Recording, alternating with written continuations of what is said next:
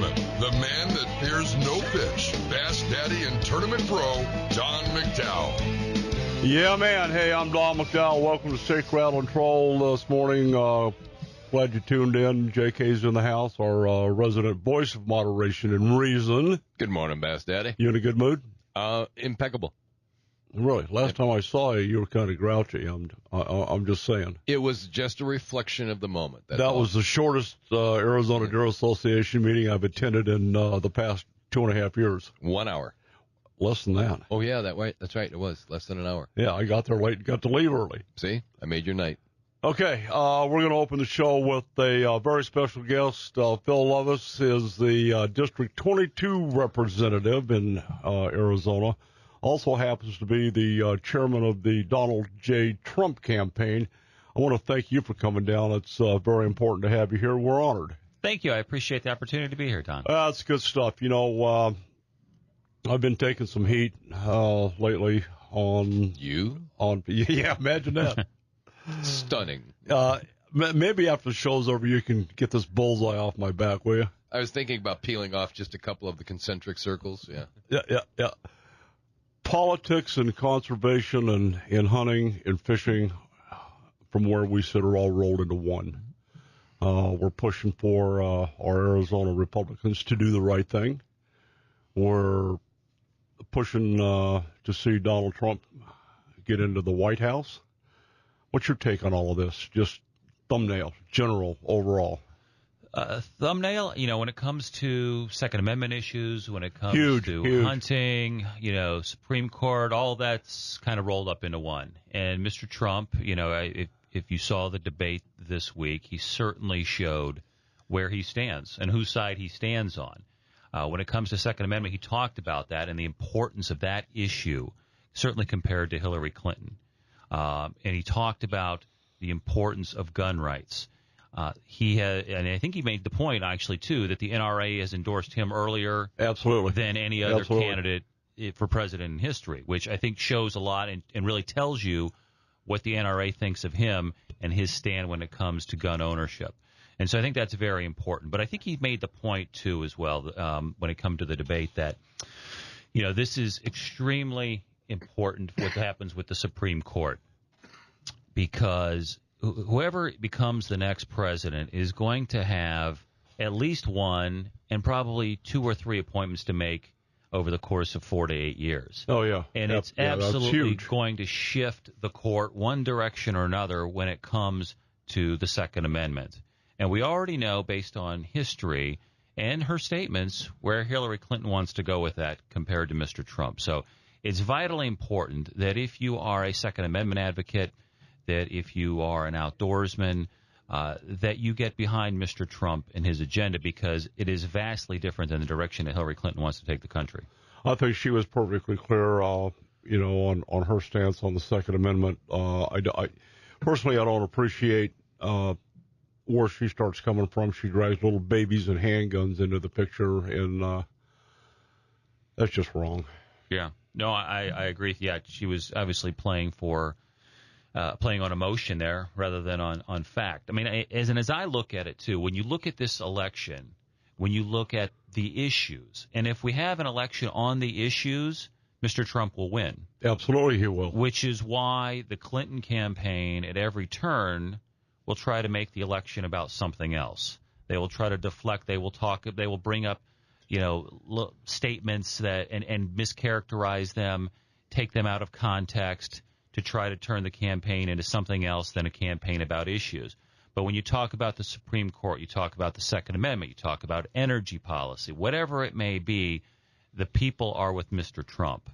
And you've seen that when you look at issue by issue, he does very well in terms of polling. So as long as we can keep the campaign on the issues and away from these sideshows that Hillary Clinton wants to move us toward, the Hillary Clinton campaign, he will do very well. But that's the key, as I tell people. When it's about issues, those favor Mr. Trump.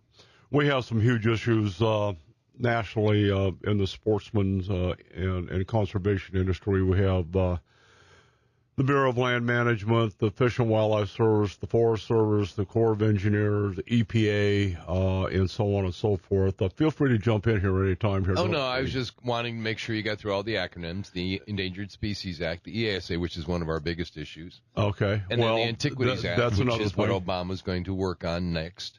Those are the two key ones that are going to affect us the most. The declaration of 1.7 million acres in Arizona under the Antiquities Act is going to cripple us. We've got that one, the Grand Canyon watershed, monument, whatever. They keep changing the name of it, trying to throw us a distraction. We've got the one in Sedona, which is, I think, 160,000 acres. We've got the Sonoran one in southern Arizona, that's 446,000 acres. We've been working diligently with our neighbors in Utah against Bears Ears, which is another 1.9 million acres of monument. Wow. What do we do? Vote Trump. Yeah. I mean, he gets it. Yeah, no, absolutely.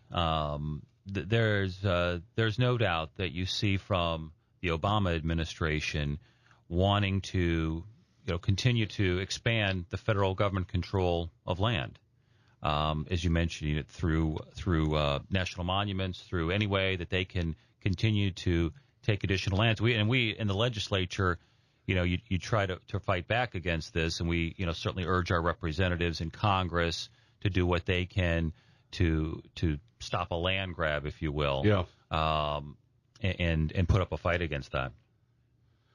We've got some issues, besides the land monuments and stuff like that. John hit on the Endangered Species Act and listing. How many do we have on the list right now? In Arizona alone has 34 species listed under the Endangered Species Act, which is just outrageous. I mean, and they're asking more and more animals to be put on because we have one leopard that made its way north out of Mexico. You've got 860,000 acres declared critical habitat. And they want to shut down the mine for that one jaguar. That's the kind of thinking that removes people's lives in their jobs and their well-being for eternity because an animal is being placed in a spot of more reverence than human life. Yeah, the Endangered Species Act, there's been a lot of talk about reforming that over many years. About 20 years ago, I was an aide for a congressman from Ohio who sat on the Resources Committee when Don Young from Alaska tried to do a massive rewrite of the Endangered Species Act. I think it got through the House. I don't know if it ever got through the Senate. Obviously, at that time, Bill Clinton was president. It was never going to be signed. But no. That just showed you, even you're looking back 20 years, that was a big concern at that point as well. And it certainly still continues to be today.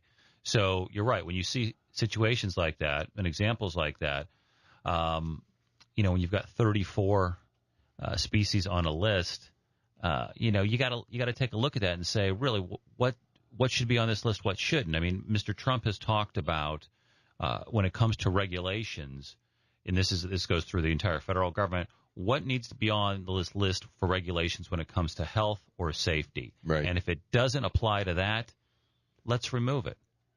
It could be job killing. It could be a health issue, whatever the issue is here. But if it doesn't respond, if it doesn't follow health or it doesn't follow safety, let's get it. Take it off the list. Here's another correlation I get from Mr. Trump that we're engaged in. You're a part of this, and we appreciate all the service to Arizona you do for your district and the rest of the residents.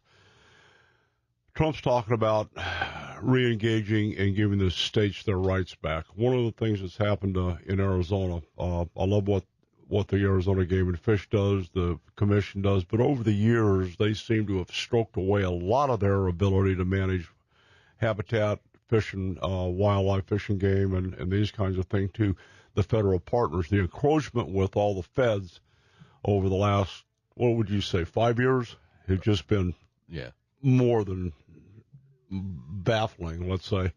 And Trump seems to understand that we're in a fight here in Arizona to regain our state's rights. We've got a strong governor. We've got a strong Attorney General, Mark Brnovich.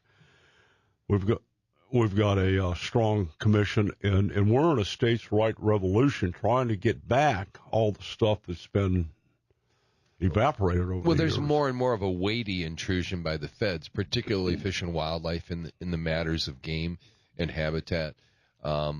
Their issues and how they do what they do and why they do what they do. It's not that the states are even equal partners, which is the key. We're not anymore. The state of Arizona is very subservient to the feds when it comes to things like that. That's what needs to be rectified. Yes, very well stated. Hey, here's what we're going to do. We're going to flip into a break. Thanks some of our sponsors. When we come back, we're going to stay on the Trump train with District 22 Representative Phil Lovas and Special K. Indeed you are. We'll be right back.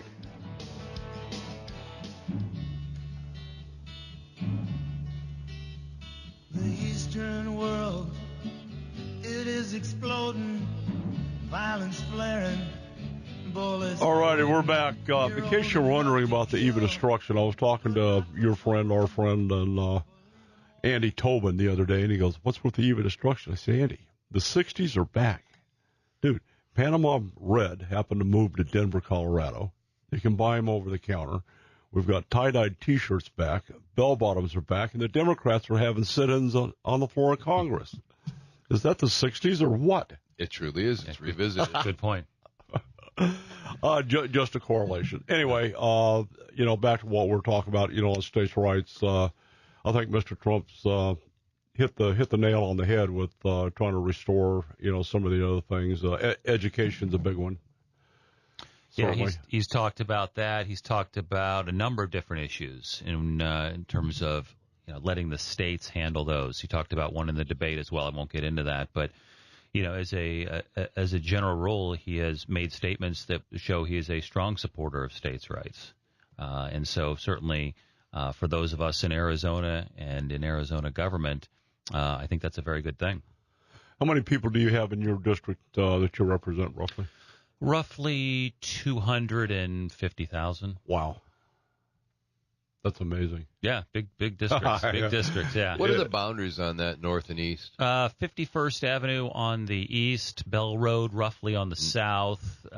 North goes up to, I believe, the Yavapai County border, and then the west side of Surprise. And then when you get into Surprise, it jogs down to Peoria Ave, I think, and then cuts over to the edge of the western edge. That's been redesigned a couple of times. It has been, yeah. When I was first appointed to the district in 2012, it included Buckeye, it included Wickenburg. So because of the growth on the west side, they really cut that district down. And I would assume, 6 years from now, it'll be even smaller. You'll see it even smaller. Yeah, absolutely. Do you have much interaction with District 4 Congressman Paul Gosar? A little bit. Congressman Franks oversees most of my district. So there's a small piece that Representative Gosar covers, but most of the time it's going to be Representative Franks who we would interact with. We've worked pretty closely with Congressman Gosar, met with him a couple of times in Washington and just a whole bunch of times here. And, I think one of the reasons I endorsed him, albeit I'm not in his district, we carry an address up there, but I don't want to spend any time on that. But Paul Gosar represents his constituency well, but he also represents all of Arizona with all the things that he's working on. He's involved in the Grand Canyon National Monument, the greater sage-grouse issue that perhaps we can talk about here in a few minutes. Just on and on and on. The buffalo up in the Grand Canyon, trying to work with John McCain on that. It's just ongoing and ongoing. One of the other things that I appreciate about Trump, we're concerned about border security from a national security standpoint, a state standpoint, illegal immigration standpoint. Just so you'll know, I don't know if you're familiar with the Arizona Game and Fish Hunt map, we've got a demarcation line put there by Homeland Security, and we've got roughly 28,000 square miles below that line that says, hey, look, you need to be really careful when you hunt down there because we've got an open border. Okay. Basically, they tell you that you have to be extremely careful. There's posted signs all over the place because of illegal drug smuggling and any other nefarious characters that are south of that line of demarcation on United States soil, which really is wrong. Right. I mean, that to me says that there is no secure border. Right, and it sounds as if we're just ceding control of thousands of acres to, I don't want to say to the Mexican government, but to a no man's land, essentially. That's perfectly what it is. Yeah. And I'm not so concerned in terms of Spanish Americans, Mexican Americans coming across the border. I don't have a problem with that. The problem that I have is with people who are coming from further south and from any other influences, because if it's known as porous, anybody from any part of the world can make their way through Mexico into the United States. Absolutely. Mm-hmm. That's where we have potential from serious problems, and that's what I'm most concerned with. Yeah. No, and we've seen that with children coming up from Central America. Yep. Guatemala. Without a doubt, and there's no reason that's going to stop until we get a secure border. Right. So that was one of the things with Mr. Trump that I think drew a lot of people to him initially, was the fact that he said we are going to build a wall and we are going to secure the border. And it's not just a people issue. If you look at the drugs that are coming across that border. Huge deal, Phil. Just a monster deal. And Mr. Trump has made the point that, hey, the Mexican government leaders are not stupid. Well, neither are the drug lords in Mexico. So when Colorado, for instance, legalizes marijuana, and this is an article in the Esquire magazine, I believe, El Chapo, the drug lord down there, turned his fields into poppy fields because he was losing money on marijuana. So he turned them into poppy fields, and you've got a lot of Mexican heroin crossing the border. And this country is starting to see a heroin epidemic. Yes, and a lot of that is coming from Mexico, and so we absolutely have to shut that border off because of the drugs coming across it. Yeah, so it's very frustrating. You see it across the country, New Hampshire, Ohio. A lot of different states are seeing this influence of heroin. I'm from Ohio originally, and I was reading the paper not too long ago. They had in the city of Akron about 24 overdoses in a 24-hour period. That was recently, wasn't it? It was like last month, and so you're continuing to see this over and over, and so we absolutely need a secure border, if for no other reason than the drug issue. Let me put this into perspective real quick. One of our fellow sportsmen and outdoorsmen, a guy that's done probably more, and in my opinion, I don't think you disagree with me. Not at all. For Arizona, Pete Summerall had sheep hunters in southern Arizona. And I don't remember, he was down there for, 2 weeks? No, 30 days. In 30 days, he said virtually every day he saw these glassed up drug runners. Now, he implied, and I believe it's true, that there is some duplicit situations going on some of the tribal reservations where people are being helped because it's a cash cow in the bringing of drugs across the border. Absolutely. And that would be the town of O'odham. They've got a 75-mile contiguous border with Mexico and Arizona, and at the same time, that was 2 months ago or so, roughly. We were about the feds were about to give them $2.78 million for low-income housing, which they needed, and I'm not griping about that, certainly. But at the same time, they put up fence and posted signs for the Border Patrol to keep out.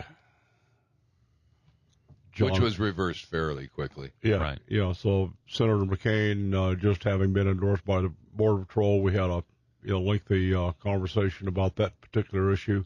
They did take the signs down, but I don't think anything has actually changed. And they got the money. They got the money, but the access to, I mean, you have to understand, it's Native American soil. It's a sovereign nation. However, the aspect of having federal border agents is critical to maintaining security for the United States. So that's where they have to have the access, even though it is a contiguous border, because they can float back and forth between Mexico and the United States on their sovereign soil, which is the town of O'odham Reservation. Mm-hmm. Slippery slope. Always. Yeah. Always will be. Yeah. So you doing what you do at the legislature, we've had some chats with one of the legislative groups, Brenda Barton, on public land transfer back to the state. Has that got any momentum, or is it kind of stagnant at this point? I haven't followed it lately. I would assume, we'll see some more hearings perhaps on that next year. I know there was a study group set up for that. But I haven't heard anything lately in terms of where things stand with that group. That is a no-go. We can't do that. Yeah, I get it, but it's still out there. It's an issue that's out there without a backer. The backer's called money. Yeah, it'd be like seceding from the union. Yeah. All right. When we come back, we'll talk a little bit about fish, see if our legislative friend here fishes. Do you fish? I do fish. Nice. Back to hunting and fishing. Not well, but I do fish. All right, we'll be right back.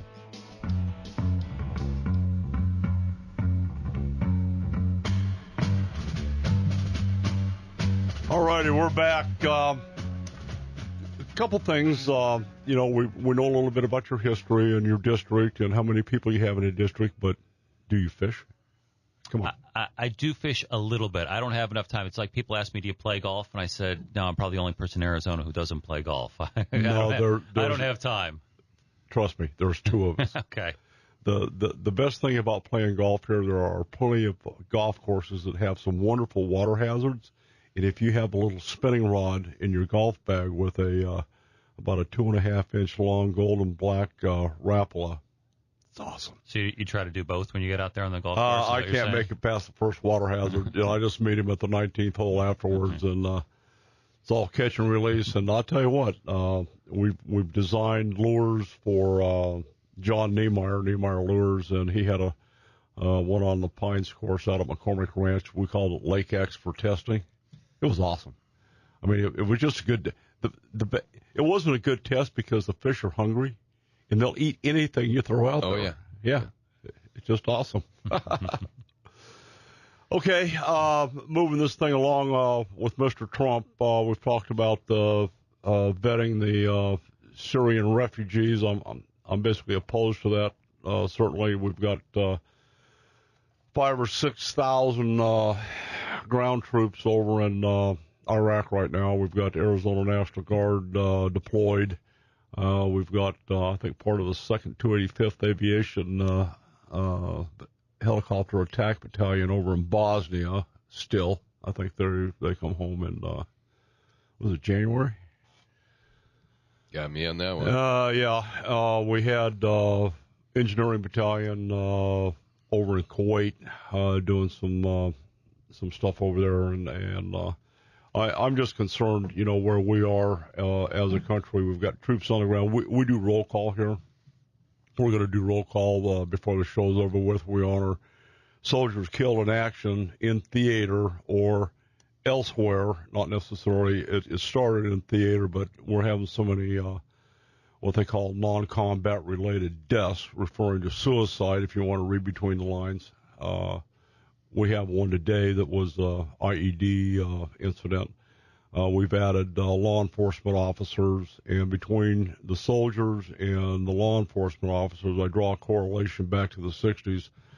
Obama's been, in my opinion, responsible for the civil unrest that we have, the racial divide that is back, the open borders. I don't think he's being truthful with what's going on over in Iraq. I'm Coast Guard, interact with other military branches. He's saying one thing, DOD's doing something different, and we've got probably more troops deployed than he's admitting to, just because he doesn't want to foul his legacy, let's say. So I think the refugee issue was pretty clear with the debate on Wednesday night. We need to, personally, I'd like to see somebody go in there and create a free zone. We've got ISIS in 32 countries globally. How many incidents have we had in the United States? And what are we up to, 15 now? Well, I couldn't give you a number, but it's a whole lot. Bunch. Yeah. Phoenix is kind of a hotbed. We've got a bunch of them here that went to Dallas, and we're going to attack the art exhibit. And Trump's right. We can't. And if these guys want to get offended that we're picking on them, well, it is what it is. When your stated purpose is to destroy Christianity and kill anybody who is not Muslim or Islam, then you have some issues. You have to look at it pragmatically. End of story. Yeah. Let's get to. I want to know with Representative Lovas, what can we do over this next 3 weeks to make a difference? Good question. We are very active in working to get the word out with Donald Trump's campaign. Put a sign in your yard. If you want to put a sign in your yard, that's great. That's a personal endorsement. Your neighbors see it. Your friends see it. That's a great way to let people know who you're supporting. If you want to get out and join a group, a coalition group, such as Veterans for Trump, we've got groups out there that are making speeches and getting the word out. If you want to knock on doors, we've got door hangers to help people do that. Calls, you can call right out of your house. So if you're an early morning riser and you do your best work at 6 a.m., great. We can set you up to call into Florida or Pennsylvania or New Hampshire or somewhere that's a swing state back east, starting at 6 a.m., which is 9 o'clock their time. Yep. So we want to make it as easy for people to get involved as possible. So anything that you want to do, please reach out to us at the Trump campaign. Please reach out to us at the Arizona Republican Party. But these 3 weeks are really going to make the difference, not only here but nationally. And what we can do is we can control what happens in Arizona. So we want to make sure, obviously, that we win. The Democrats have only won here once since 1948, I believe it is. Correct. And so they're not going to win this year because we know that if we match their effort, we will win. We have the issues on our side. We've got the better candidate. It's a matter of getting out there and doing the work. And we've been doing the work with everything that we've done. Mr. Trump has been to the state 6 times, I believe. Mr. Pence, our Governor Pence, has been here 2 or 3 times. And we are continuing to work very hard, make those calls every day, knock those doors, and do the things, the blocking and tackling that needs to be done to win campaigns. How much is left undecided? Do you have any clue as any of their polling? And number one, can you trust the polls? Number one, and number two, there's the undecideds movement. I think you look at the polls as a gauge, but I will be honest with you. I think some of this polling I've found when you look at the numbers is out of whack. And what I mean by that is there was a poll done fairly recently that showed Hillary Clinton up by 2 points over Donald Trump here in Arizona. Okay. Now, when you look in the crosstabs, they asked the question, who did you vote for in 2012 to those people who responded to that poll? Mm-hmm. Barack Obama won those people by 9 points. So Barack Obama won those people by 9 points, but Hillary Clinton's only winning them by 2. Mitt Romney won this state by 9 points. So when you get bad input into a poll, you're going to get bad outcomes. And sure. So, And garbage in, garbage out. Absolutely. And so, I take everything that I see when it comes to polling with a grain of salt because you got to look at the details to see who are they actually polling. Mm-hmm. And you see that a lot. And even it was the last debate, the second debate on CNN. They said that yes, we overpoll the Democrats in terms of debate reaction. Sure. So they freely admitted it, and you'll see that throughout the media in terms of overpolling of Democrats. So we are very pleased with where our positioning is nationwide. Obviously. There's a lot of work to be done in 3 weeks. We've got to continue to do those things that we're doing, continue to get the word out, continue to work hard. But if we do that, we believe we'll have a successful outcome on November 8th. We've had some pretty good conversations in Utah with Don Jr. on some of Mr. Trump's thoughts on the hunting community. I know he's been in Utah, Colorado, Nevada. Donald Trump Jr. is a very active hunter. He's Eric too. They're both world class, obviously, hunters and anglers. And quite frankly, kind of a tongue-in-cheek thing. Junior was talking to Mr. Trump about the depredation on the elk and the deer herds by the big wolves up north. And Mr. Trump, he said he got kind of puzzled and said, "Why don't you just take out the wolves?" There's a novel. Wow. Yeah. I'm going to register my dog to vote. What a concept. Unbelievable. Man. Yeah, it just goes on and on. What can we do here aside from what you were talking to J.K.? How do we reach out to the sportsmen, specifically? Is there any website we can go to that has any of that kind of information on there? Well, I certainly go to donaldjtrump.com for any information on the campaign. Reach out to us at our office in Mesa. Do you have websites and addresses you can give when we come back from break? I certainly do, yes, for both. That's important. Yep. Some of these campaign guys, there's a lot of information out there, but there's, you have to send an email and it goes into a black hole sometimes. And no, we make sure we read and respond to everybody's email as soon as possible, because we know time is of the essence when it comes to a campaign. So you cannot let things sit out there. You got to read and react quickly, and so we try to respond to everybody as soon as we hear something. I don't know if you watch what happened in Utah, but I'm on a couple of the guys' mailing list up there. Friday, they put out a reconsolidation. The Republicans have re-endorsed Donald Trump. You're right. You saw that in the last week to 10 days, a number of Republicans who were with him, then they said they weren't, and they've come back. And I think those people, look at the big picture and they understand what's important for the direction of the country long term. And this is about where the country is going to be, not just 10 days from now, but 10 years from now and 20 and 40 years from now. November 9th, I'll invite you to the first showing of the new movie, Saving Speaker Ryan. We'll be right back.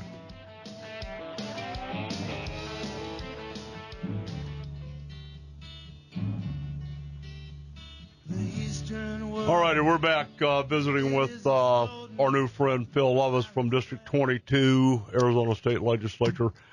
I got to tell you, I really admire you guys down there. It's hard work. Most of the time it's pretty thankless. Do you ever feel like that? That it's thankless? Yeah. I mean, you guys, he pokes at me for having a bullseye on my back. You being a legislature, you got to have one right in the middle of your chest. Yeah, obviously sometimes it can be challenging, but, you also have to, if you're down there for the right reasons and you're... Yeah, but how do you manage 250,000 cats trying to put them back in the box? I mean, one slip and you potentially could have 100,000 phone calls. Well, I've got the best district out there. They're very understanding. So. Ooh, you are a politician. Oh, yeah. You're going to see him on a governor's ballot before this is over with. Well played, Representative. Well played. We do get a lot. I mean, we get a lot of different issues that people contact us about. I hear anything from HOAs to sign issues to health to taxes, education. So, it really runs the gamut. People ask me all the time, what issues do you hear most about? And there's no one particular issue. It's really whatever's, hot in the news and with the state. But, a lot of times it's going to be the budget and education and bonds and overrides as well for education. Sure. That's a big thing I hear from, too. So, a lot of different things regarding that. How about wild burros running around? No, I don't hear about that. I hear about wild horses. Really? Kelly Townsend Representative Townsend's been very active on that issue over on the in the east side of Scottsdale, I know. Yes, Mesa. Yeah. Congratulations, you just hit one of his hot buttons. You missed the show. It'll be in the Republic soon, where Don and I sat down and ate horse meat at that seat. And I think it's a very palatable fare. I think it is wonderful, protein rich. It is by far better for you calorie-wise and cholesterol-wise than beef. Less fat content. And we pay $80 million a year to warehouse 40-plus thousand animals that could be food. That's just my story, and Representative Townsend needs to be taken to the woodshed for that. Well, when it comes to the taste of horse, I'll have to take your word on that. We'll invite you back. We'll bring you back. Yeah. Yeah, that's a generous offer. But absolutely. We're not going to put any of our local elected officials on that spot, because you and I are about to be crucified for doing that. You know that. John has been very instrumental in. We were talking about polling. John's taken the Sierra Club, Sandy Bar, personally to task on some of their polling efforts with a wonderful article, The Anatomy of Deception. And part and parcel of, we all have passions, but you start talking about the wild horse issue, if you're going to be seeing more and more and more, not from me, But you can reach John Colazar at 602. Preferably. You know what? I understand totally, but and the issue where there's a romanticized version and you are single species dominant at the detriment of all other species, then you have a problem. This is all about balance, and those horses on the Salt River Recreation Area, a portion of them need to be removed and monitored on an annual basis, just like every other ungulate is. Well, what about the ones creeping over across the border up in 3C? Those are the same things. They came over from the Rodeo Chetasky fire. Well, yeah. And there is going to be an environmental impact assessment that starts this year, in this coming year, in 2017 by the Apache This is part and parcel of the crap that I'm talking about. Excuse me for interrupting. The last thing we need to do is another environmental assessment. We've got it. If you don't understand, get in your Prius and go look at it. You can see it firsthand. It's the same as the burro population up in Kingman, Lake Pleasant. My home lake is plagued with them. We've had numerous accidents out on I-17. You can see the signs. And the Carefree Highway. Yeah. A lot of accidents involving burros. It's federal failure from BLM. They get hundreds, thousands, and millions and zillions of dollars. There's a breach of their fiduciary management responsibility, and now they're going, gee, we don't have the budget. Right. Okay, so this is part and parcel working with the Game Commission, Mark Bronovich and the governor's office, and God bless them. They're like you. It's pretty thankless. I mean, we're in a war. Bottom line, there's an assault from the left to take everything away from us. Our hunting and fishing heritage, the North American model of conservation, is at severe risk, and we have to. If we don't win the fight, there's nothing for my kids, my grandkids, yours, right. His, and the way this thing is sorted out, seriously, the fight continues on November 9th, and hopefully we've got a lesser uphill battle with Mr. Trump being in office than we do on the other side. With Mr. Trump in the White House, we're in much, much better shape, so I look forward to that. I'm thinking the natural choice for Secretary of the Department of Interior would be Don Jr. Well, I don't know if there's any federal regulations against family members doing that or not. That's another really? question in itself. I have no idea. Nepotism reigns supreme, right, Don? Hey, I'm in. Hey, the Dems do it. Why can't we do it? There's always cushy appointments everywhere up and down the line. You know that. I get it. There are many Republicans I think you could put in that spot that would be very solid on our issues. Well, we're pushing back on the greater sage grouse.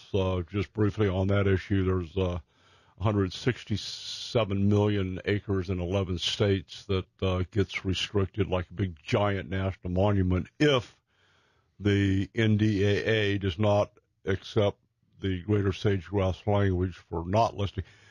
DOI has already agreed the bird doesn't need to be listed. It's already been to a vote once that they're fine. Rob Bishop kind of sums it up best. He goes, let me get this straight. You want to list a bird that flies slow and tastes like crap? I'm going, that's what they want to do. So, I mean, there's a major push. That's coming down pretty hard. So, anyway, give your contact information. We need to ask you to join us for roll call. Sure, you bet.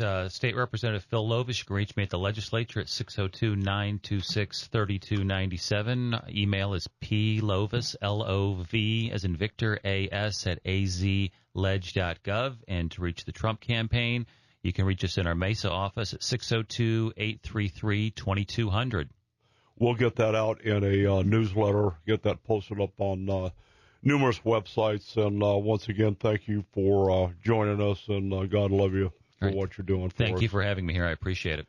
All right, here's roll call for October 23rd. We start off over in theater with Staff Sergeant Adam Thomas. He died October 4th, 2016, serving during our Operation Freedom Sentinel. He was 31 years old, out of Tacoma Park, Maryland. The staff sergeant was assigned to B Company, 2nd Battalion, 10th Special Forces Group out of Fort Carson, Colorado. He died in Nangarhar Province, Afghanistan, from injuries caused by an improvised explosive device. Officer down, Sergeant Luis A. Melendez Maldonado out of the Puerto Rico Police Department in Puerto Rico was killed on Wednesday, October 12, 2016. Sergeant Luis Maldonado was shot and killed as he and other agents were conducting a narcotics trafficking investigation in the residential area of Humaco, Puerto Rico, at approximately 2 p.m. All the subjects were taken into custody. It's believed that the group had gone to the public housing complex to murder a rival drug dealer. Sergeant Melendez Maldonado had served with the Puerto Rican Police Department for 30 years and was assigned to the Humacao Drug Division. As always, our hearts, thoughts, and prayers go out to these folks, the families of these guys, and special prayers for our military personnel on the ground in Afghanistan and Iraq, especially the ones on forward observer position and special advisory missions in Mosul. I'm Don McDowell. That's the price of freedom. Give it a thought. We'll be right back.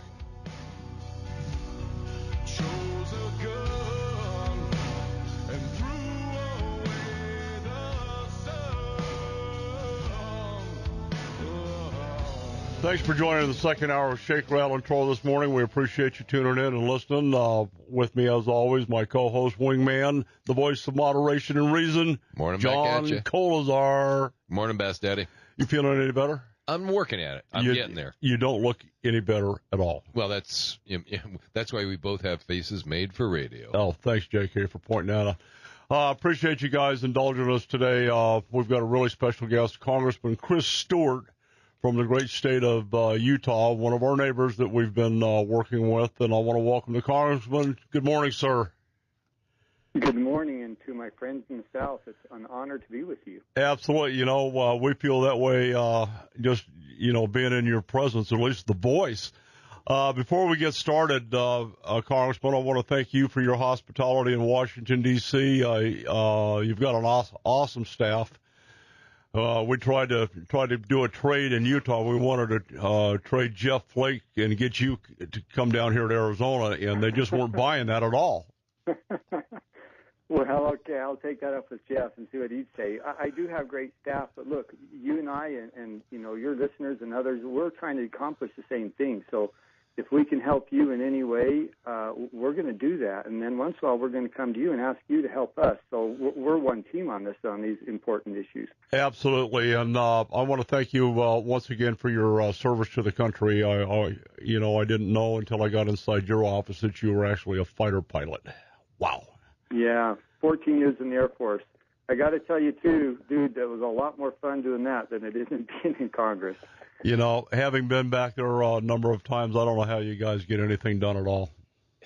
Yeah, well, that's the problem, is too often we don't get anything done. And it's not that we don't try, especially the Republicans in the House. I mean, you got to give these guys credit. I mean, we have passed, and I know this isn't what you want to talk about, but 396 bills we passed in the House last Congress that dealt with all of the major issues. They go to that great graveyard called the Senate and die, and it is frustrating. But, again, we keep trying and we keep fighting, and we work with our friends and see what we can do. Congressman, how many of those 396 made it through the Senate?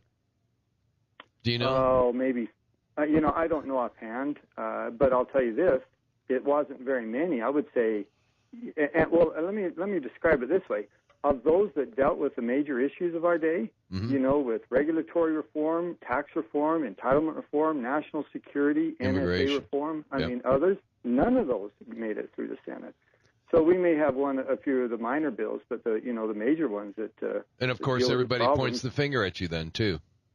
Yeah, and that's okay. I mean, but we it is frustrating because not that we want credit, we just want to fix things. And that's the thing that frustrates us sometimes, is because we're not getting enough accomplished to change things for people. Wow, what a process. Listen, couple things. I know you've been pretty heavily engaged in the greater sage-grouse issue, and I want to spend a few minutes with you on that because we're working with our Utah partners and some of the other 10 other states, including Utah, on trying to get the GSG language into the NDAA. And because I personally feel like, this whole thing, the way it's written, and DOI has agreed that it doesn't need to be listed. They came out with a memo said, yeah, we're going to recognize one state to implement the state management program, but don't recognize the other states.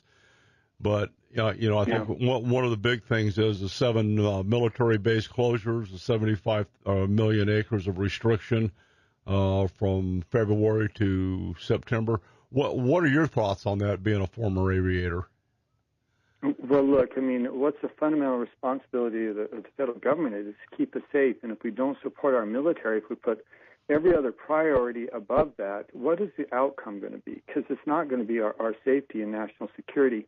And the other thing I would say on this is, I think you understand, and I bet most of your listeners understand, if you allowed the states to implement their management plans, we would protect the sage grouse. I mean, as a sportsman, none of us want that beautiful bird to go extinct. For heaven's sakes, it's the last thing in the world we want. All we argue is that the states have reasonable plans that allow us to protect the bird while at the same time not shutting off military installations, not shutting off hunting and access, not shutting off energy development. We can actually do both. And I remember I was running in the morning, and Neil Cornsey called me, and, of course, the director of BLM, and he's congratulating us for our efforts and says, we've decided not to list the grouse. And I was like, ooh, that's great news. But then we find out immediately that although they didn't list it, they developed management plans that were as severe as if they had listed it. And that's the challenge we have now is, working with the BLM and other agencies to develop a more reasonable management plan. They say, I'm sorry, go ahead. Is the 2-year language we suggested 2-year limitation be added into that language? Is that going to gain any traction or get implemented? Well, I think so. In fact, the bill that first I legislated a bill that would have forbid them from listing it, in perpetuity, but we're not going to get that. We've gone from 10 to 5. 5 is what I'm supporting, and I think that's actually doable. Now, a lot of it's going to depend on John McCain, actually, because, he's the chairman in the Senate. I mean, the House is solid on this. We know what we want to do, and there's not much controversy in the House. Wish we could get the same thing through the Senate. I think we will, but shame on the Senate if they don't. I mean, we're just asking for such a reasonable accommodation. There's just no reason in the world for the Senate not to work with us on this, and including Democrats. I mean, what we're asking for just isn't that much, and I hope they will. I really do, and everything that I've heard up to this point leads me to be cautiously optimistic, but quite cautiously. As sportsmen, Congressman, what can we do that we already have not done in order to help the process? I know the Democrats. The Democrats recently had a sit-in in Congress. Can we come do that? Yeah, well, it'd be fun if you did. Yeah, you bet it would. At the end of the day, if we want to help on this, and this will sound terribly partisan, but it's true, but elect more Republicans. I mean, that's what we got to do. We've got to get more people in Washington who are willing to accommodate. And again, you and I don't want to see this or any species go extinct. We just don't, and it's nuts to suggest that we don't care. But we need more friends and allies in the House and the Senate who will work with us. And the other thing is, you all have been very engaged. And you say, what can we do that we haven't already done? Well, the reality is you've already done a lot and probably done everything that you could do. So let's just keep the pressure on those elected officials who will be making these decisions. Well, it's not just the listing itself. The bird, we've put it out here on the radio, newsletters, emails, all that kind of stuff. The bird's at a healthy, replicating population. But the thing that I find two things I find objectionable. One worse than others. A, the left side is willing to sacrifice national and military security for a bird. That's just wrong. The second big issue is we're already facing in Utah, the Bears Ears, 1.9 million acres, Grand Canyon National Monument, 1.7 acres, Sedona, another 160,000 acres, Sonoran, 446,000 acres. And then you throw the sage grouse issue in there. That's 165 million acres over 11 states. You've got a closed corridor all the way from Mexico through your state, my state, and other states clear to the Canadian border. That's just wrong. Yeah. I mean, when you talk about those numbers, it's frightening, and I remember, and I think you do as well, President Clinton didn't have the courage to come to Utah. He stood down there in you guys' place and said, I create the Grand Escalante National Monument in Utah. I create that over there. And I'm afraid this president's going to do the same thing. And I may be pessimistic, but I've been saying for half a year or more, I don't think there's any question that he's going to create the Bears Ears Monument. I think he's pretending. I think he's going through the motions to say, yeah, I listened to the local folks. I reached out. I think he cares far more about the extreme environmental community than he does about most of us here in the West. Well, Heidi Goldfuss he doesn't come does. to Yeah. Well, yeah. I mean, he doesn't come to Utah to get votes. He doesn't come to Arizona to get votes, and I think that's probably true of Secretary Clinton as well. And I think he views this as one of his great legacies. And all we're asking once again is you got to talk to the local folks. You got to see the impact it has on their lives. I mean, Grand Escalante is in my district, and it's destroyed families down there. They can't stay together. They can't ranch. The mining jobs went away. The timber jobs went away. And they all end up moving away, and you've got dying schools and dying communities. And why in the world do we think that's a good outcome? And they say, well, yeah, but you got tourism jobs. Well, show me someone who can raise a family off a tourism job that they work from May to September, because that's a tough thing to do. Look, the Grand Canyon's having they can't get water to Tucson now, much less if there's another monument. I mean, it's they're worried about tourism. The fact of the matter, the truth is, they're at an operating deficit to begin with. I don't know where they think they're going to get the additional funds, either in Utah or in Arizona to continue managing these guys. We're seeing the BLM, the Forest Service, the Fish and Wildlife Service, and EPA. The only, they're deficient in their fiduciary management responsibilities, and they're managing by restriction and closure. And what we're trying to get across to the sportsmen in both states and the general populace, look, when I say this is a national monument and it's restricted, you're not going there. You're not going to go there to pick flowers, watch birds. You're off the landscape. Yeah. And isn't it ironic? I mean, I don't know if you have this argument in Arizona or other states, but here in Utah, again, they say, well, we're going to protect it. We're going to protect it for our posterity. We're going to be able to enjoy it. Well, you can't enjoy it if you can't get there. Exactly. You can't enjoy it if it cuts off access. And maybe the Secretary of Interior can get there and go enjoy it, but the rest of us can't. And it's an ironic argument that they say we protect it while at the same time we won't allow anyone to view it or to enjoy it. Well, I've been tracking what's going on the Bears Ears pretty closely. We got an article out of one of your newspapers, and maybe you remember, John. I don't remember what it was. But they had found a money trail between the Pew Foundation and Leonardo DiCaprio, of all people, $15.6 million to the proponents of the Bears Ears. And I got an email this week. Leo DiCaprio Foundation is being questioned by DOJ for the Malaysian scandal. And I'm thinking to myself, look, we've got Colin Kaepernick. NFL needs to be boycotted. The Hollywood industry needs to be boycotted, along with Starbucks and Denny's, because they want to charge me $6.49 for a waffle. It's like, what in the hell is going on in America? Congressman, he typically goes off on this if he hasn't been on his meds, so it's okay. Will you quit it? I haven't had my waffle. The biggest thing that we're finding, though, as you're pointing out, is that because of the inability of the federal government to manage the landscape, they're operating under an exclusionary process, and that's going to continue. And the more land that they lop off, the more they're pushing people, communities, families, and development out of each state in the West. Yeah. Well, and they're pushing it out of the rural areas. I mean, I grew up in a little tiny town. I grew up ranching and farming. I was milking cows when I was 6 years old. But, little towns like that, 290 people, those, as I've said, those towns are really struggling.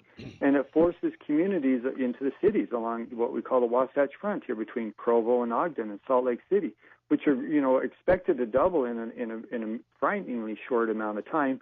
Well, part of the reason is the influx from the rural communities, and those folks, many of them don't necessarily want to move to Salt Lake City, but they're forced to because they have to get a job. And the reason they can't get a job is because their dad's ranching allotments or grazing allotments got cut in half, or because their uncle who used to used to coal mine and was making $70,000 a year, which in rural Utah is good money.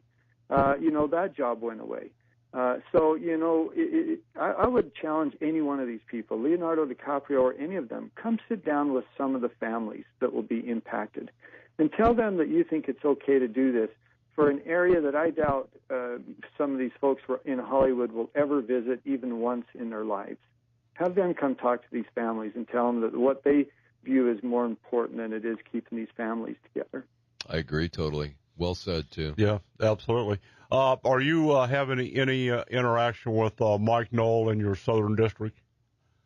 Oh, yeah. How could you know Mike and not have interaction with him? He's like a hero. Right? I'll tell you what, he's like the John Wayne from Utah. Yeah, he's just bigger in life. Mike's a good friend of mine. He's one of the first people that I met when I decided to run. Everyone told me, you got to get to know Mike Noel. You got to get to know Mike, and he's as good on these issues as anyone I know.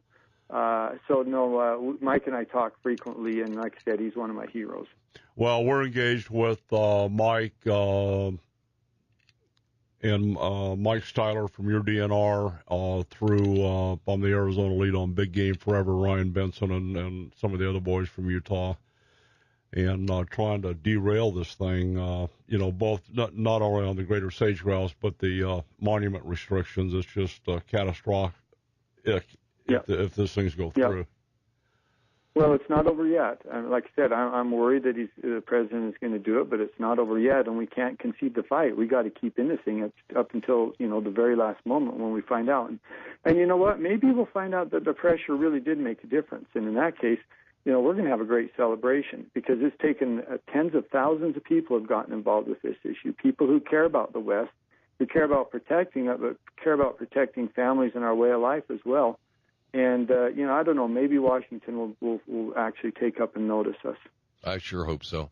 How big of an influence has CEQ been on this monument issue? Do you know the answer to that? Well, I don't specifically, other than CEQ is, they carry a big stick. There's no doubt about that. And out in that area, you've got some oil and gas development that they're working closely with CEQ and the federal regulators as well. I'm certain that they were involved at some point or to some level. Now, I can't speak specifically, but there's no way they weren't involved, on some degree. Well, we're trying to bring some diversive action against them and try to put pressure on them, to put pressure on the White House, on the Obama administration, through certain channels to, the drill is called a guerrilla Just don't tactic. Designate it. Don't use the Antiquities Act. It doesn't follow enough. Yeah. Well, and that's one of the objections that so many of us have, and that is, if you want to create a 2 million acre monument, then use Congress to do it. And if it's the will of the people, and I'm saying the national will, not just the will of the state that's impacted, but if it was the overwhelming will of the people, that would happen anyway. But the Antiquities Act was, it was expected they would create, monuments that were Abraham Lincoln's farm, for example. Relatively small. And when I say relatively small, I'm talking about a few dozen acres maybe, and buildings and actual monuments. It wasn't ever intended that you take 2 million acres at a time. Although both of you have made a larger point in that it's not just the Antiquities Act we're worried about. You can essentially take control of that land through a sage-grouse listing or another ESA listing, much the same way, and it's not a few million acres, it's tens of millions of acres. That's correct. Yeah. Well, that's good stuff. Again, Congressman, I really appreciate what you guys are doing up in Arizona. I wish all the western states had a contingency of competent representatives like you do in Utah. We have Congressman Gosar is kind of what we're likening you to in Utah. I mean, without you two guys, we'd really be going backwards. Well, Paul and I are good friends. We've worked together on a number of issues. Some of them are related to lands, some of them, completely separate. But I have tremendous respect for him, and I just wish we had more like Paul. Well, we've got the election coming up. We're thinking pretty hard about it, and the best part about Congressman Gosar, when he comes in, he brings J.K. a brand new toothbrush. There you go. Yeah, you got to There love you go. All right. Well, if I ever come down there, I'll try and remember that. Bring one as well.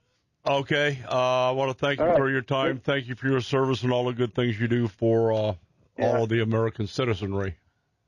It was good to be with you. Let's do it again. Absolutely, Congressman. There you go, folks. Our neighbor, Congressman Chris Stewart from Utah. Awesome guy. I'll tell you, the treatment in his office was equal to Paul Gosar. When you walk in, it's very comfortable. He's got a highly wired staff on it, and awesome guy. Yeah, he sounds like it. Yeah. Well, anybody who's been a fighter pilot, they're cool. You know what? I've got respect for all the military guys, but it takes a special breed of cat to strap his butt to a bottle rocket that's got bombs on it. Wow. Absolutely. That's where we are with that. As we go through this, we're going to get a hold of Captain Bill over on the Malahini boat, see what's happening. I've got a sneaking hunch the season is starting to wind down. I agree. And I know they're catching. Okay, they're still catching fish. The yellowtail, yellowfin are being caught sporadically. I think we can probably go over there most of the time, go down to the islands and catch the yellowtail. But the rest of the counts are, during the week they haven't been running real hard, which means the anglers aren't coming. So, obviously the fish counts are going to be down. So, listen, I know we had a Arizona Deer Association meeting. Any final numbers or comments on the combined elk and deer youth hunt? Well, I know Mr. President. We had 48 children, ages 10 to 18, who registered and came into the camp. They figured north of 600 meals to all those hunters, to their families. I know I had everybody. one. Did you get any? I had 1.5. One and a half meal, but we always came in at the wrong time. So I was grabbing snacks whenever I could because we put in a lot of hours out in the field. It worked extremely well. We had really good feedback. Got already commitments of letters and pictures from kids who were happy, successful. And we had people who, which is one of the things is somebody said, I heard it on the radio show that even if you don't have a tag, come on up and learn. And they did, and they helped somebody haul out an elk, which is just wonderful. It was awesome. We really appreciate that kind of work. What are the big plans for next year? Are we going to perhaps do a seminar beforehand? So, because we had some guys show up with, a little a quart, 6-quart cooler, yeah, 6-quart cooler to haul out a mature cow elk is not going to cut it. There's a little degree of difficulty of putting 700 pounds into a 1-pound can. However, for the future, we're going to try and do some things next year, maybe have some pack frames that people can take out. It's really critical that when you harvest an animal, you treat it right, and that you give it the dignity you should. And that's part and parcel of the taking of a life. So we're talking about doing that better. How many animals were actually harvested by the kids? Did not have an accurate count. I know of at least a dozen of the cow elk that were harvested for sure. And I don't know how many of the muleys. I think Saturday when I had to leave, I think there was like six elk and 5 deer at that time. And based on the shooting that I heard Sunday morning, there's probably another 20 because there was shooting going on all over the place. Well, you guys were down in a pocket and had bullets being lobbed over your head. Yeah, that was a little intimidating to have it. You could hear them going by. Ooh. That's unique. You could hear the when it carries past you. It was very interesting to hear bullets going over your head. Really? Yeah. Substantially over our head, but still over our head. Yes, but it has once you hear that, you will never, ever forget that sound. No, you're not going to forget it. No, that's, well, you guys did a good job with Mason. I think he chose just as far down in the canyon as he could get. He went to the bottom of the lowest canyon, up to the top, and then down to the east, and then he wound up getting one in the steepest part of any draw that you'd ever want to see. That's just like that boy. It was a hellacious walk in, a hellacious walk out. Yeah, boy. Well, good job. Pretty cool. Dave Bruns and Renee, Pete, and Dominic. Oh, all yeah. those guys. Just Jerry Tate was there. Mark. I love Tater. Joe. Yeah. It was really a wonderful weekend. Looking forward to it next year. All right, when we come back, we'll try to get you an up-to-date fishing report out of downtown San Diego. I'm Don McDowell with Special K. Indeed. We'll be right back.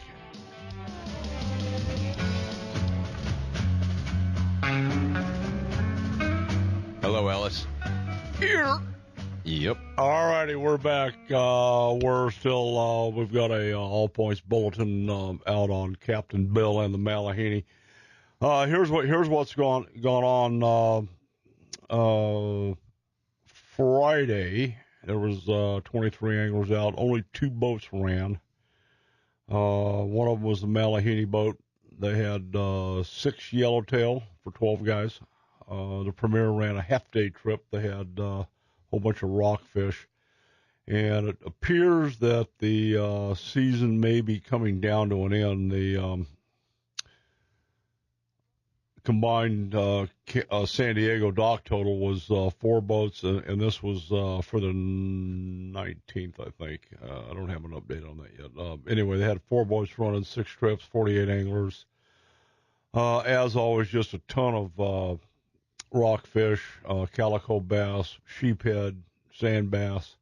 They had 1 bluefin tuna, 13 yellowfin tuna, and where in the world they get the straggler bluefin from? Those guys are they haven't gone away. The problem with the bluefin is, John, if they're not running further out where the bluefin are, I think that large grade of fish is still out bouncing around periodically around the 43 mark. Most of the I think the Premier is that's a half day boat. They're running 2 trips a day, AM PM trip if they have the anglers. They go out, turn right, go up and fish the kelp beds, which is really fun. It's a good non-intrusive day on the water, using cut bait, bouncing stuff off the bottom. Yeah, that's where you're getting your rockfish and stuff. Yeah, pretty much. As opposed to Malahini still running down into around the islands, Coronado Island and what have you. So Point South. Yep. Still need a passport for that, but they'll continue running. I don't know. It's kind of waiting to see what happens next week. There's been a little bit of weather to contend with, and the Pacific is not unlike Lake Pleasant or Roosevelt. It's affected by moon phases, barometric pressure, currents more so than our inland lakes because the current's moving around out there. So we'll have an update on next week from NOAA on what they are predicting for our wintertime, which should be pretty interesting. Yeah, I just want 2 more weeks of good weather. I think we're going to have that. I was talking to some of the folks out at the Lake Pleasant here recently, and it's like 85 feet down right now. Really? Yeah. The Water District didn't have too much to say about it, but we'll be out there talking to them tomorrow. And Arizona Central Water District that operates the canal, the CAP. Yeah. There's some pondering going on where all the water is going to come from to fill Lake Pleasant back up. We do need a really Powell's really down, wet year. Mead's down, and everything from Mead on down is Mojave and Havasu is relatively stable, but that's at the risk of Lake Mead. Do you know anything about that big siphon that was put into Lake Mead? Is that sucking water out going to Vegas? Vegas. That's what I heard was going to Vegas. Yeah, but is it operable yet? Don't know that answer. Yikes. Yeah. Yeah. We may be in a world of hurt coming up. So we need. I mean, it's paramount that we learn how to capture water better than we have in the past, and quite frankly, we need some burns. I mean, you know as well as I do that your pinyon and your juniper, the PJ country, that stuff just soaks up. In manzanita, all those scrub oak stuff, they just soak up water, and we need that runoff. And would have a better forage condition for wildlife if it were native grasses instead of some of the things that we're seeing now, and much less tree cover. Wow. Well, I'm going to go back to the greater sage-grouse issue. We had historic range. Arizona's going to be affected up on the Strip, along with the other 10 or 11 states, whatever it is. Yeah, that's that little footprint where they think that there may have at one time it's historically like been that a jaguar sage-grouse. running around, southern Arizona. I'm not sure that wasn't a plant by somebody. I'm not going to go there either. I'm just saying. Yep. Well, that's part of there was an ocelot that was found. And why in the world an ocelot shows up here suspiciously as a roadkill? Yeah. Come on. Yeah. Seriously, guys? Well, right now we got the sage-grouse thing going on.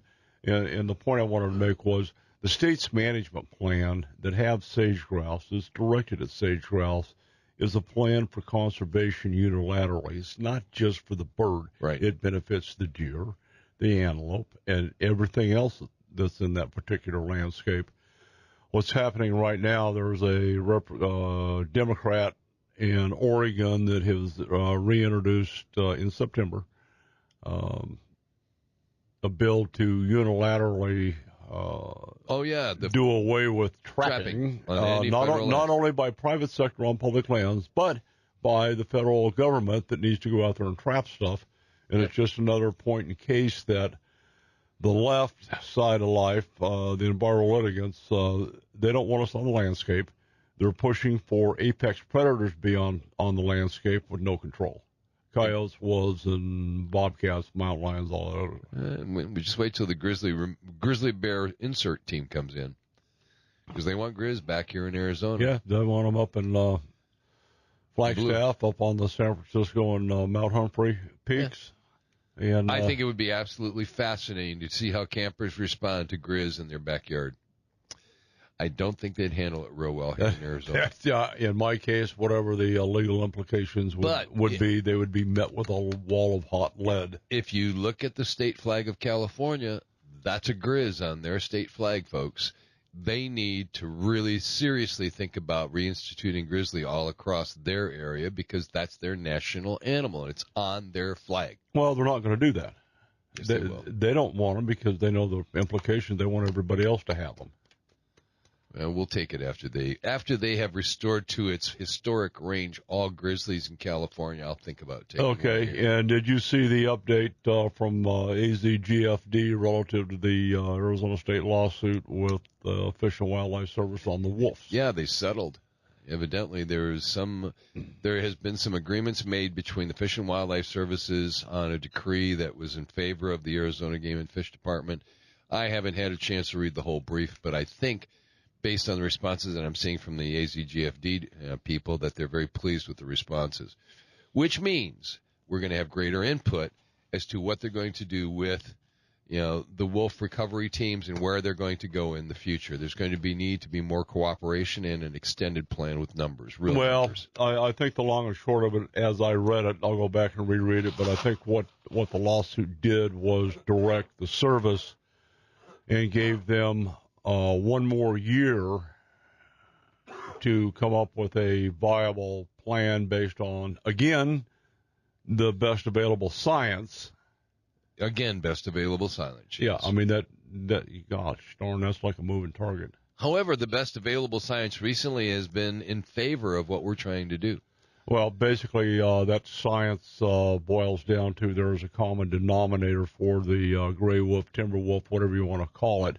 Everybody else is an offshoot or a half-breed or a mongrel. Yeah, it is.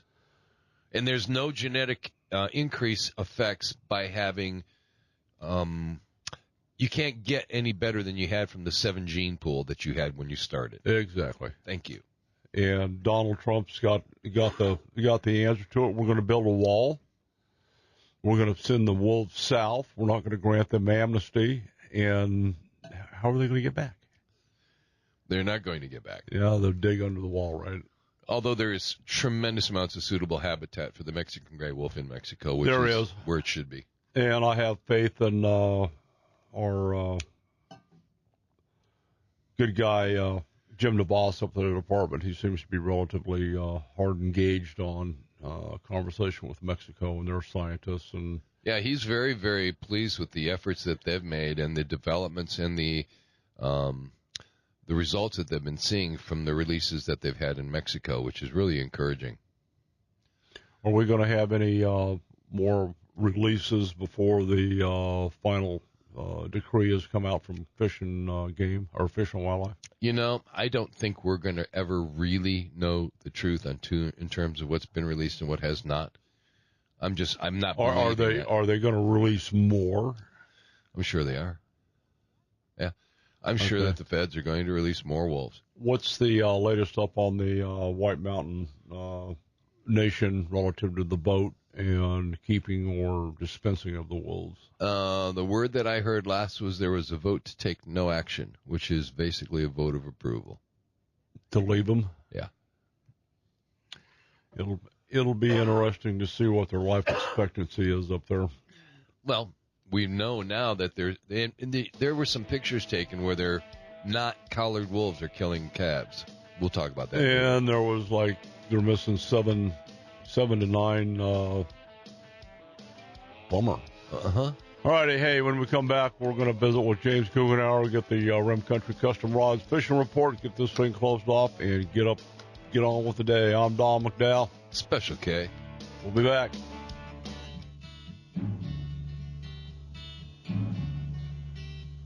The Eastern world.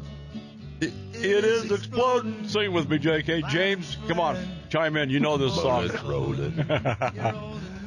Our brother James Guggenauer for downtown Payson, where the weather is just absolutely perfect. James, how are you doing?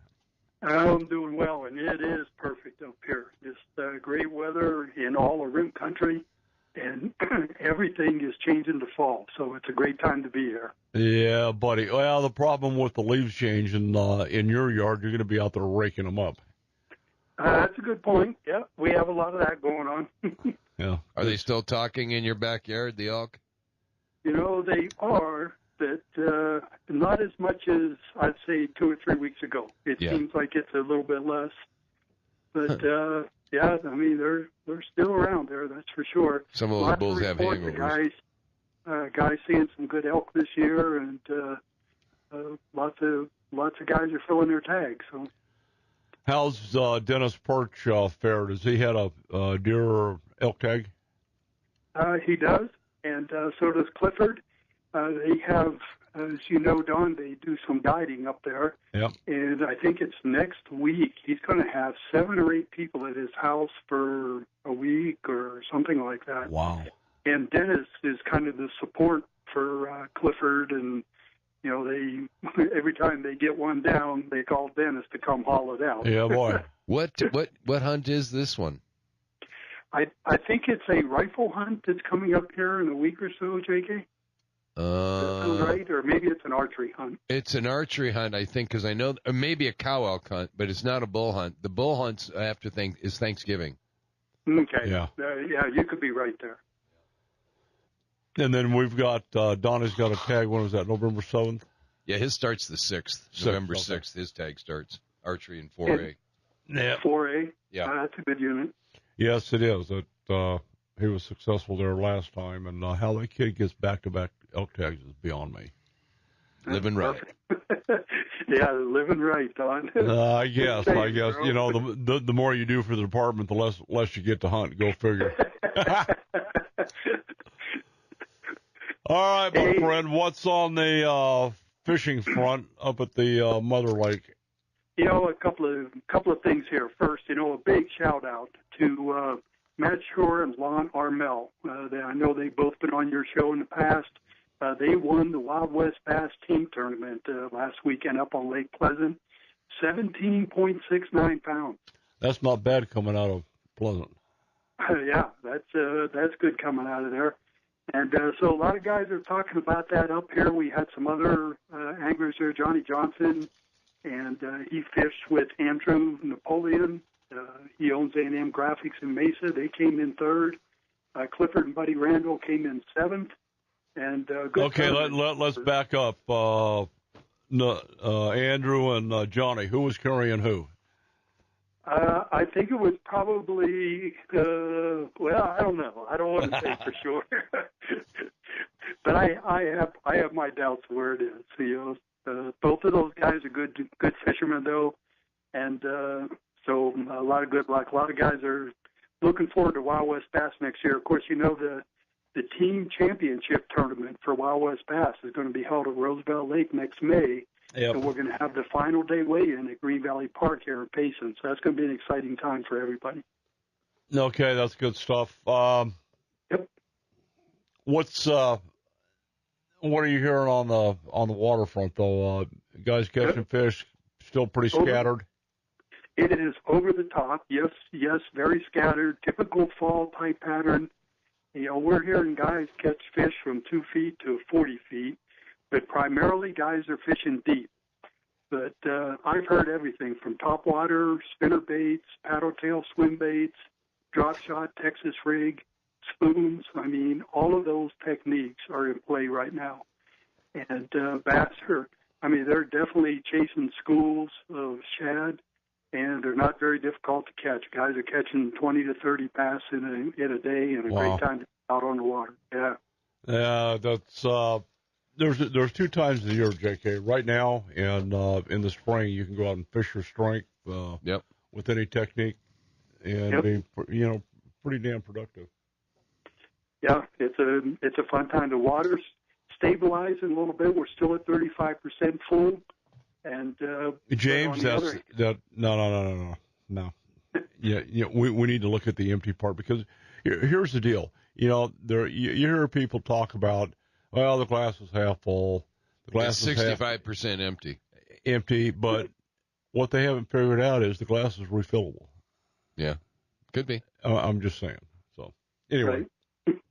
And, you know, the other part of that is we are late in the year to be taking still over 1,000 cubic acre feet per day out of Roosevelt Lake for downstream use. But they're still doing that. So still more water being taken out. What that creates is every day, you know, to experienced fishermen, you know, if you're talking even an inch of water that's still dropping every day, they understand that. And so we are in a falling water condition as long as they continue to do that. Has there been any dialogue with SRP on how long this is going to persist? Usually it's about the end of October is what they say officially, and this is Bureau Reclamation that manages that more than anything. But you couple that. Oh God! Don't tell SRP that; they'll have a stroke. Yeah, no kidding. When you couple that with a slower input, the Salt River is flowing at 70%, and the Tonto Creek is flowing at about 25%. So a couple, you know, we haven't had much moisture up here recently, so the flows slow down, and at the same time they continue to take water out. Let me ask you this, James. This time of year, with the lack of precipitation we've had, what's triggered even the Tonto to run 25%? I think it's just the continual runoff. I mean, we still get some moisture up here, but we're not getting, you know, we're between like the monsoon has kind of ended and, you know, our winter storm. So there's still some flows that go down there, but they're not nearly what they are as soon as we get some monsoon storms. Wow. So we always see a slow tailing off of that, and it depends on how saturated the ground is, how long that lasts, the overall reduction. When we were having the monsoons, we got a lot of rain, it soaked in well, and I think it's just kind of drying out, and that's what we're seeing the results of now. Okay. What else you got? Anything on trout? Crappie? Fishing is good. Crappie is excellent. Guys are still finding them in 20 feet of water, but I want to tell everybody this because, you know, it's kind of important, and you've heard me say this before, that you always got to look for cover or structure. And a guy called me and said, what's cover and structure? So a quick definition, because this is what you're looking for in your graph. Structure is the bottom of the lake. So what you're looking for in your graph is a natural drop-off or an overhang or a creek bottom. Those things are considered structure. When you talk about cover, you're talking about a tree, a bush, a dock, a marina, a sunken log, something like that is considered cover. So that's where crappies are going to be. If you don't have a variation in the structure or some type of cover there, you won't find crappie. So don't waste your time there. Always look for things on the bottom where they can kind of school up and hide in the shade. That's where they're going to be. One thing I wanted to visit with you on, were you aware that Tim Jacobs had a heart attack and passed away last week? I did. I saw that. I saw that posting. Yeah. I mean, he's a great angler and a great mentor to many anglers. Absolutely. I'll tell you what, our thoughts and prayers go out to his family, and he he was a big part of the tournament community. Sure was. He was a source of good fun, good companionship, and fellowship, and it just seems like, JK, every time Tim and I were in the same cove, I'd pull in and he'd just whack a monster gosh darn fish.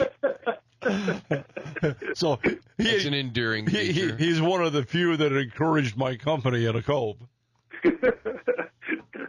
Oh, that's good. Yeah, God love him. He's going to be missed. Tournaments won't be near as fun without that guy. Yeah, for sure. And I'm proud of the angling community. I mean, you go look at some of the posts that are out there by some really good name anglers, and a lot of guys respected him. And as you said, he's going to be missed by many of us, especially the people that are close to tournaments. All right, we got to get this thing wrapped up. Anything to add real quick? We got first stocking of trout in Green Valley Lake. Come on up and catch some stocked rainbow trout. It's great fishing. There you go. James, we appreciate your contributions to Shake, Rattle, and Troll every week. God love you, man. You do a great job.